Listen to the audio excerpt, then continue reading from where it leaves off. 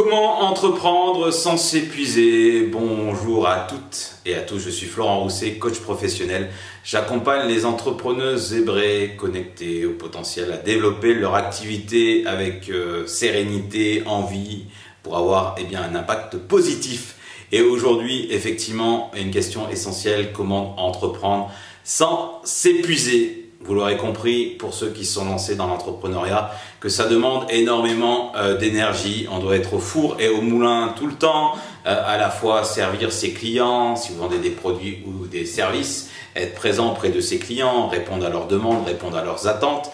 Donc investir pleinement dans les projets que vous faites avec eux, et puis en même temps vous devez préparer l'avenir et puis aussi proposer, communiquer auprès de futurs clients potentiels. Donc vous devez trouver de l'énergie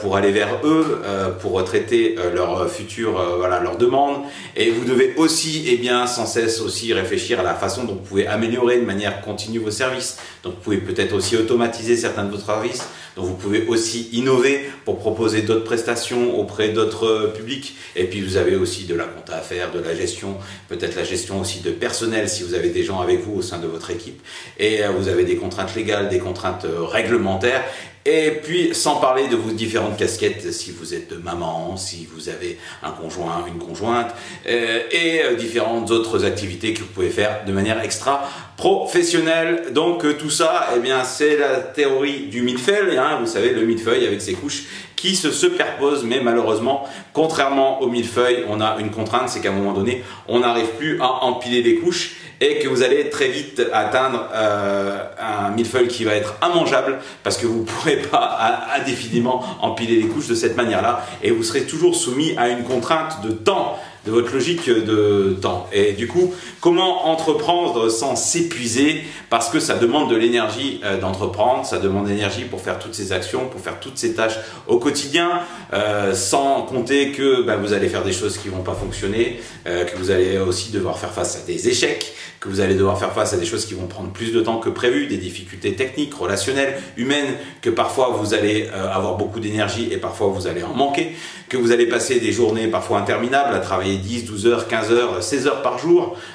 des jours durant ou des semaines durant, et que vous allez pouvoir aussi vivre un moment de certaine fatigue, un certain épuisement, et que vous devez aussi vous préserver. Donc c'est des choses et dans des contraintes, on va dire, c'est un peu les théories un peu des doubles contraintes, ou des contraintes qui sont contradictoires, où vous devez à la fois vous investir si vous voulez que ça marche dans votre entreprise bêtement, être focus, penser à ça et non pas y penser jour et nuit, mais d'y penser à bon escient,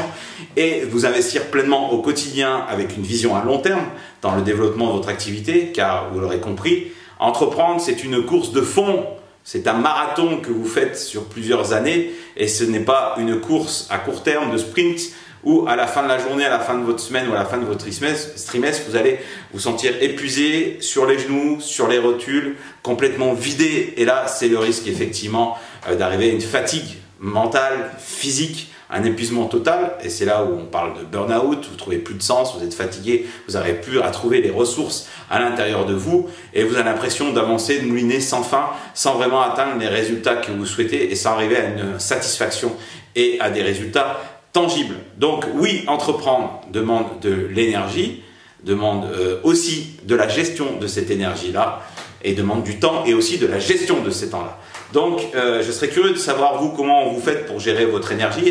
et comment vous vous sentez d'ailleurs. Est-ce qu'en tant qu'entrepreneuse, vous sentez une entrepreneuse qui arrive à gérer son niveau d'énergie, qui arrive à gérer son temps, ses priorités, à rester focus sur l'essentiel, tout en se préservant du temps pour soi,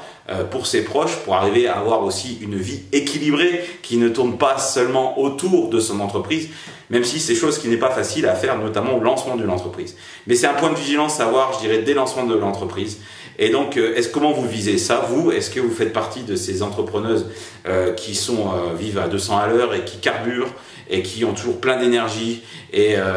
vous le vivez très bien? Ou est-ce que vous avez vu des moments donnés où ça peut vous mener au bord de l'épuisement, où vous pouvez sentir que là vous allez faire l'activité de trop, l'heure de trop, le temps d'attention de trop, que la charge cognitive, mentale, émotionnelle est trop, et que vous êtes tellement investi dans votre travail que vous n'arrivez pas à prendre la juste distance nécessaire pour à la fois avoir une vision claire, pour faire les bons choix, pour être efficace dans le temps et dans l'attention que vous portez aux tâches, pour atteindre des résultats avec un temps nécessaire adéquat. et que finalement, vous voyez, le risque du surinvestissement, je vous ai dit, c'est épuisement moral, épuisement physique, épuisement émotionnel, d'avoir une grande fatigue. Et j'en ai accompagné quelques personnes comme ça qui n'arrivaient plus, qui étaient au bout du rouleau, qui avaient tout donné et trop donné. Et donc l'invitation aussi, eh ben, c'est d'apprendre aussi à lever le pied, à doser aussi votre énergie et à savoir ce que vous pouvez donner et ce que vous devez aussi garder pour vous. C'est comme dans une voiture de réservoir, quand vous faites le fond de cuve d'une voiture, et ben effectivement il y a un peu tous les dépôts qui y sont et vous risquez d'encrasser le mécanisme et du coup de plus avoir assez d'énergie pour aller jusqu'à la station essence. Et ben là c'est le même principe. Vous êtes une voiture, une belle voiture dont il faut prendre soin. Je ne sais pas si vous, mesdames entrepreneuses, vous aimeriez cette métaphore-là, mais peu importe. Vous considérez que vous êtes, pour la pédagogie, vous êtes une belle voiture, une femme entrepreneuse, une belle voiture, et que vous devez en prendre soin, et que vous savez que vous avez un réservoir d'énergie,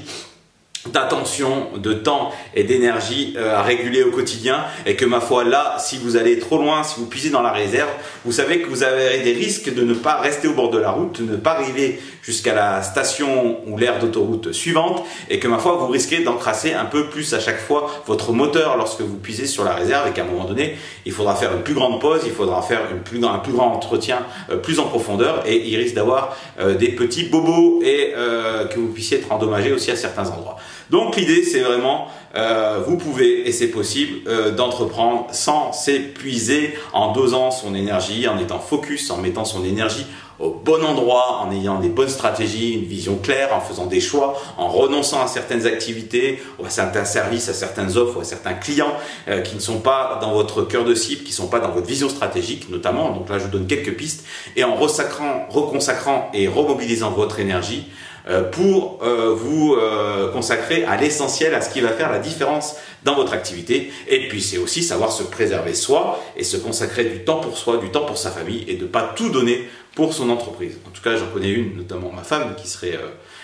très curieuse lorsqu'elle va écouter cette vidéo, et qui ne manquera pas de rappeler les moments où j'accélère trop et où je devrais plutôt lever le frein pour apprendre à m'économiser,